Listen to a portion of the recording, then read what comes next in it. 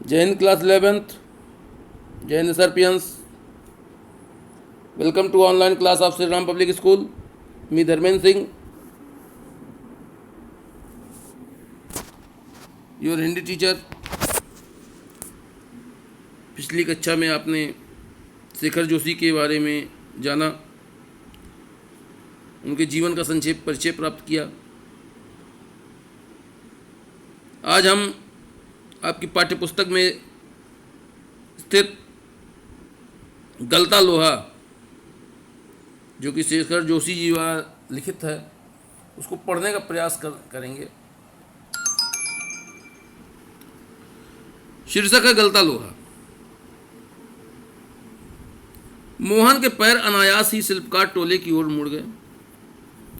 उसके मन के किसी कोने में शायद ददराम लोहार के ऑफर की वह अनगूंज शेष थी, जिसे वह पिछले 3-4 दिनों से दुकान की ओर जाते हुए दूर से सुनता रहा था। अनगूंज का अर्थ होता प्रतिध्वनि। न्यायी पर लखे लाल गर्म लोहे पर पड़ती हथौड़े की धप धप आवाज, ठंडे लोहे पर लगती चोट से उठता ठनकता स्वर और निशाना साधने से पहले खाली न्यायी पर पड़ती हथौड़ी की खनक, जिन्हें वह दूर से ही पहचान सकता था। निहाई मतलब होता है लोहे का टुकड़ा जिस पर लोहार लोहे को रखकर पीटता है। ठनकता माने कसा हुआ, खनक माने आवाज।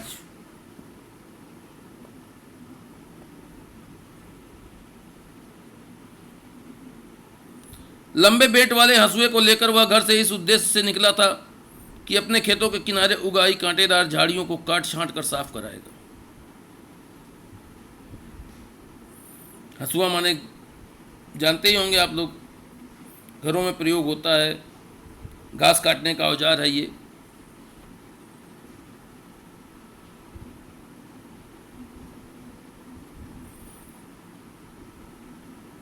बूढ़े बंसीधर के बूते का यह सब काम नहीं रहा। यही क्या, जन्म भर जिस पुरोहिताई के बूते पर उन्होंने कर संसार चलाया था, वह भी अब वैसे कहाँ कर पाते हैं। बूते मतलब होता है वश, पुरोहिताई मतलब होता है पुरोहित का काम करना।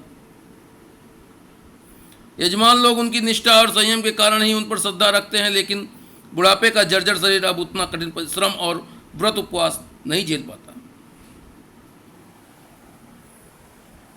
यजमान माने पूजा पाठ कराने वाले लोग, निष्ठा माने लगन, संयम माने नियंत्रण, उपवास मतलब भूखे रहना। सुबह सुबह जैसे उससे सहारा पाने की नीयत से ही उन्होंने गहरा निश्वास लेकर कहा था। निश्वास माने गहरी सांस होता है। आज गणनाथ जाकर चंद्रदत्त जी के लिए रुद्री पाठ करना था। अब मुश्किल ही लग रहा है।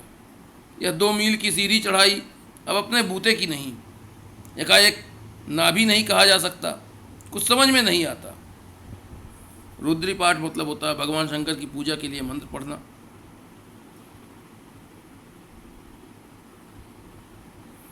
मोहन उनका आशय न समझता हो ऐसी बात नहीं, लेकिन पिता की तरह ऐसे अनुष्ठान कर पाने का न उसे अभ्यास ही है और न वैसी गति। आशय का अर्थ होता है मतलब। पिता की बातें सुनकर भी उसने उनका भार हल्का करने का कोई सुझाव नहीं दिया। जैसे हवा में बात कह दी गई थी वैसे ही अनुत्तरित रह गई। अनुत्तरित मतलब बिना उत्तर पाए। पिता का भार हल्का करने के लिए वह खेतों की ओर चला था, लेकिन हंसुए की धार पर हाथ फेरते हुए उसे लगा कि वह पूरी तरह कुंद हो चुकी है।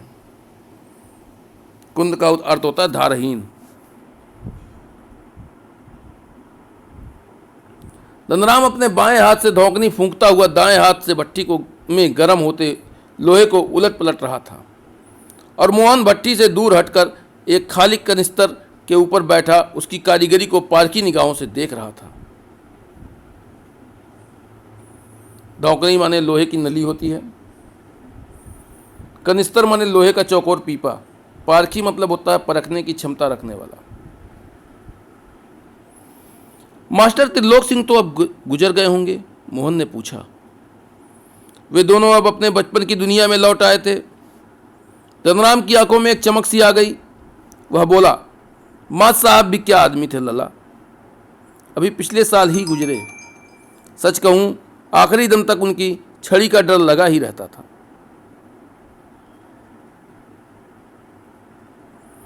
दोनों हो कर हंस दिए। कुछ क्षणों के लिए वे दोनों ही जैसे किसी बीती हुई दुनिया में लौट गए। गोपाल सिंह की दुकान से का आखिरी कश खींचकर त्रिलोक सिंह स्कूल की चार दीवारी में उतरते हैं। थोड़ी देर पहले तक धमा चौकड़ी मचाते, उठापटक करते और बांज के पेड़ों की टहनियों पर झूलते बच्चों को जैसे सांप सूंघ गया हो। धमा चौकड़ी का अर्थ होता है उछल कूद करना। सांप सूंघ जाना मुहावरा है, इसका अर्थ होता है डर जाना। कड़े स्वर में वह पूछते हैं, प्रार्थना कर ली तुम लोगों ने? यह जानते हुए भी कि यदि प्रार्थना हो गई होती तो गोपाल सिंह की दुकान तक उनका समवेत स्वर पहुंचता ही। समवेत मतलब होता है सामूहिक। त्रिलोक सिंह घूर घूर कर एक एक लड़के को देखते हैं, फिर वही कड़कदार आवाज, मोहन नहीं आया आज। मोहन उनका चहेता शिष्य था। पुरोहित खानदान का कुशाग्र बुद्धि का बालक, पढ़ने में ही नहीं गायन में भी बेजोड़। कुशाग्र मतलब होता है तेज। त्रिलोक सिंह मास्टर ने उसे पूरे स्कूल का मॉनिटर बना रखा था। वही सुबह सुबह हे प्रभु आनंद दाता ज्ञान हमको दीजिए का पहला स्वर उठाकर प्रार्थना शुरू करता था।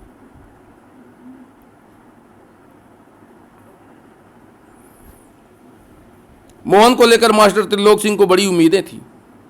कक्षा में किसी छात्र को कोई सवाल ना आने पर वही सवाल वे मोहन से पूछते और उनका अनुमान सही निकलता।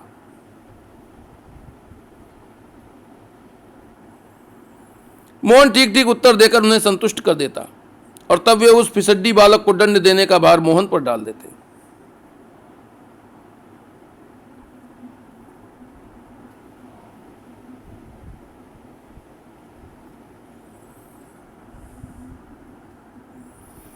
पकड़ इसका कान और लगवा इससे 10 उठक बैठक, वे आदेश दे देते।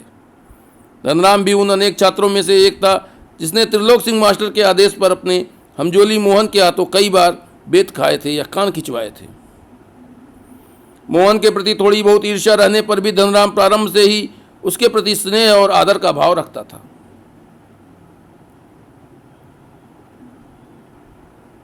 हमजोली का अर्थ होता है साथी।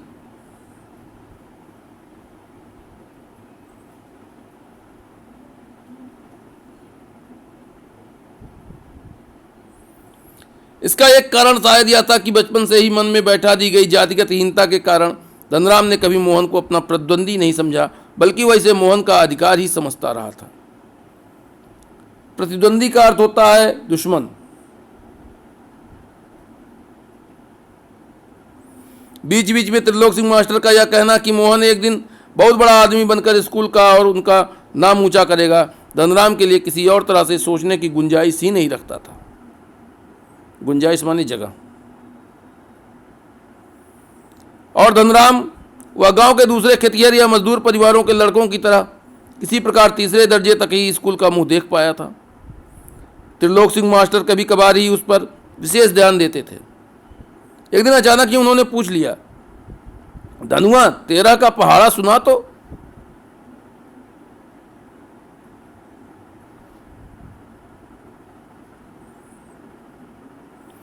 बारह तक का पहाड़ा तो उसने किसी तरह याद कर लिया था, लेकिन 13 का ही पहाड़ा उसके लिए पहाड़ हो गया था। 13 एक कम 13, 13 दूड़ी 24, दूड़ी माने दुगना, 13 माने 13। सटाक एक संटी उसकी पिंडलियों पर मास साहब ने लगाई थी कि वह टूट गई। संटी माने होता है छड़ी। गुस्से में उन्होंने आदेश दिया, जा नाले से एक अच्छी मजबूत संटी तोड़ कर ला, फिर तुझे 13 का पहाड़ा याद कराता हूं।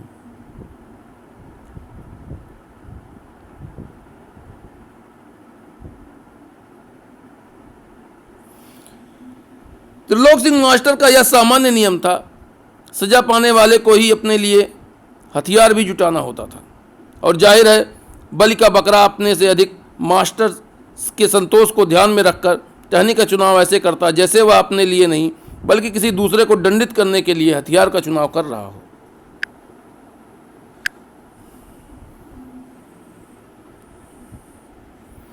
धनराम की मंद बुद्धि रही हो या मन में बैठा हुआ डर कि पूरे दिन घोटा लगाने पर भी उसे 13 का पहाड़ा याद नहीं हो पाया था। छुट्टी के समय जब मास साहब ने उससे दोबारा पहाड़ा सुनाने को कहा तो तीसरी सीढ़ी तक पहुंचते पहुंचते वह फिर लड़खड़ा गया था।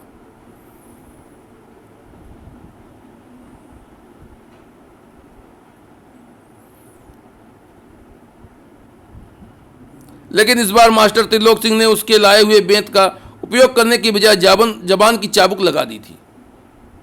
चाबुक लगाना माने चोट करना।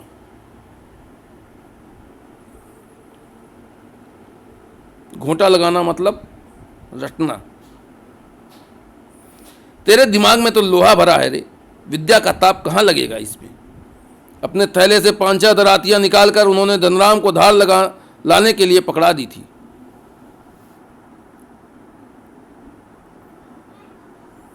किताबों की विद्या का ताप लगाने की सामर्थ्य धनराम के पिता की नहीं थी।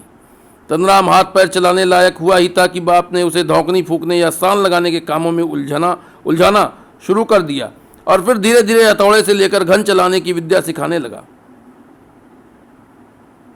ताप का अर्थ होता है गर्मी। फर्क इतना ही था कि जहां मास्टर त्रिलोक सिंह उसे अपनी पसंद का बेंत चुनने की छूट दे देते थे, वहां गंगाराम इसका चुनाव स्वयं करते थे और जरा सी गलती होने पर छड़ बेंत हत्था जो भी हाथ लग जाता उसी से अपना प्रसाद दे देते। प्रसाद देना मतलब दंड स्वरूप वार करना। एक दिन गंगाराम अचानक चल बसे तो धनराम ने सहज भाव से उनकी विरासत संभाल ली और पास पड़ोस के गांव वालों को याद नहीं रहा वे कब गंगाराम के ऑफर को धनराम का ऑफर कहने लगे थे।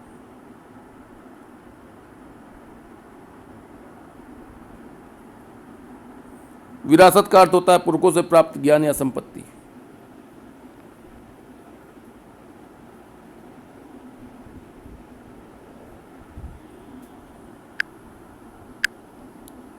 अब हम आपको इन पैराग्राफों पर आधारित कुछ प्रश्न देंगे जिनको आप करने का प्रयास कीजिएगा।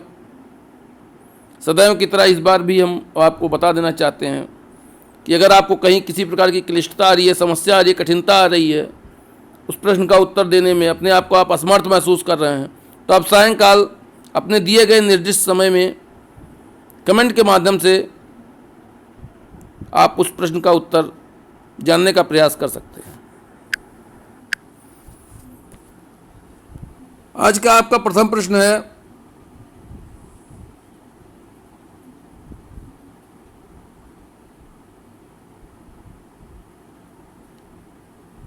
मोहन घर से किस उद्देश्य के लिए निकला था।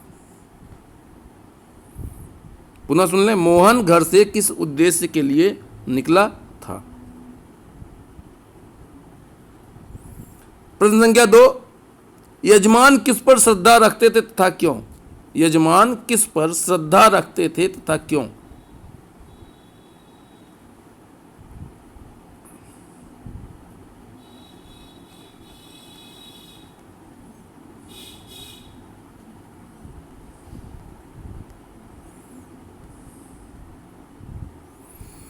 प्रश्न संख्या 3, धनराम मोहन को अपना प्रतिद्वंदी क्यों नहीं मानता था। धनराम मोहन को अपना प्रतिद्वंदी क्यों नहीं मानता था।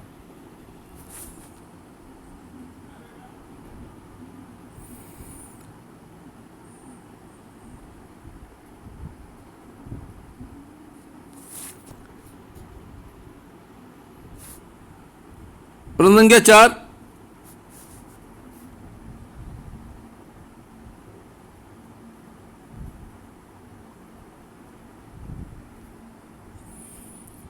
जबान की चाबुक से क्या अभिप्राय है।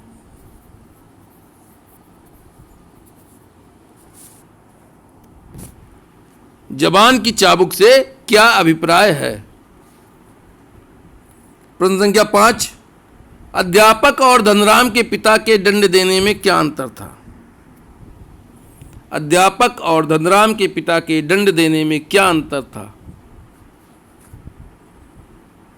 प्रश्न संख्या 6, धनराम की नियत क्या थी?